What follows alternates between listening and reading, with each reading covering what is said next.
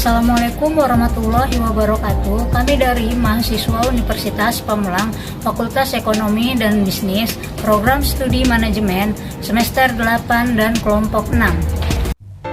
Video ini dibuat untuk menyelesaikan tugas dalam mata kuliah Seminar Keuangan Internasional dengan dosen pengampu yaitu Ibu Siti Nur Aidawati. Berikut ini media presentasi dari kami. Kami dari kelompok 6 akan membahas tentang modal dan struktur modal internasional. Sebelum membahas materi ini, izinkan saya untuk memperkenalkan anggota kelompok terlebih dahulu.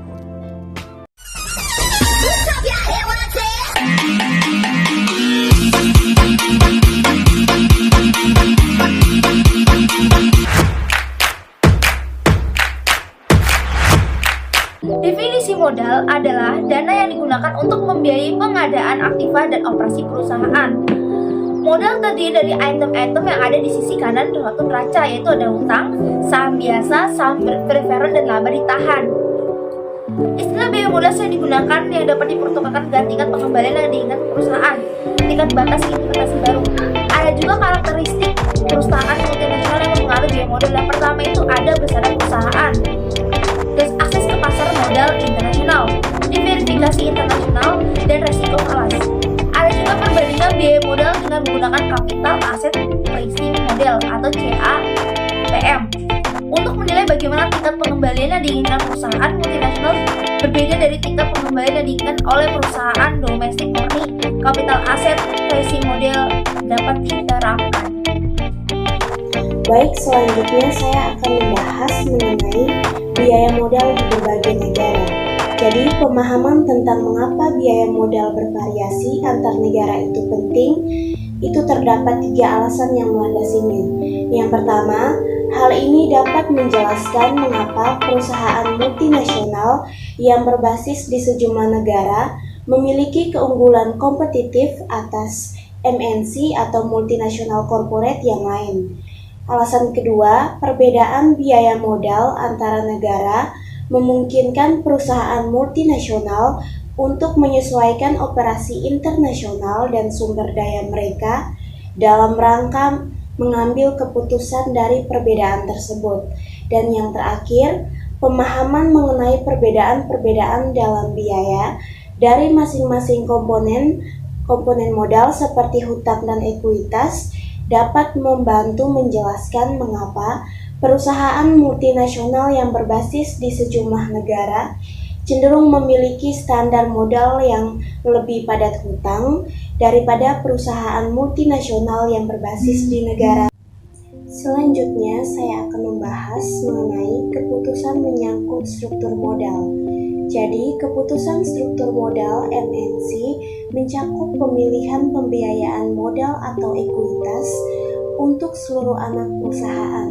Oleh karena itu, struktur modal keseluruhan akan merupakan kombinasi dari seluruh struktur modal anak perusahaan.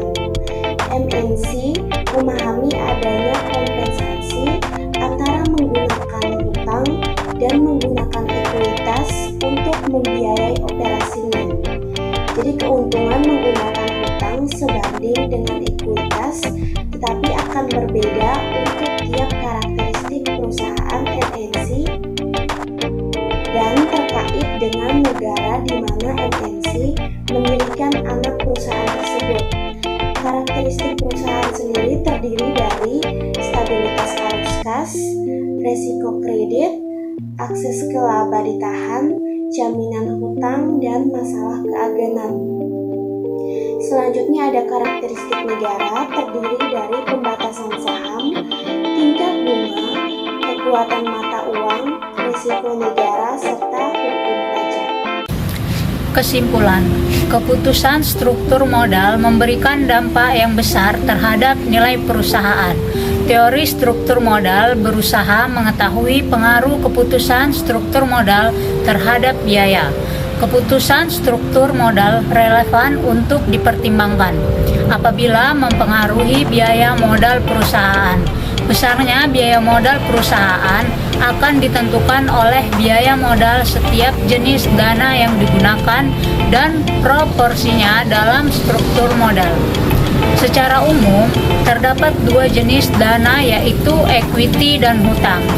Biaya equity dapat dicari dengan menggunakan modal kapitalisasi dividen, CAPM dan PER.